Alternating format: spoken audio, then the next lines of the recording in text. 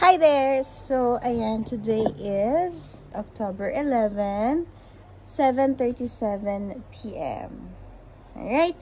So, ngayon ay maliligo na po ako. Tatanggalin natin yung order ni client. And, after kung maligo, susuotin natin yung pangatlo. Alright? So, tanggalin muna natin. Let's go. Plus, ilalagay na natin sa couch. So, where are my couches? Couch. Over here. Alright. So, after neto, ito yung first one. Ito yung second one. And mamaya, suot natin yung third. Alright? Pakita sa inyo mamaya.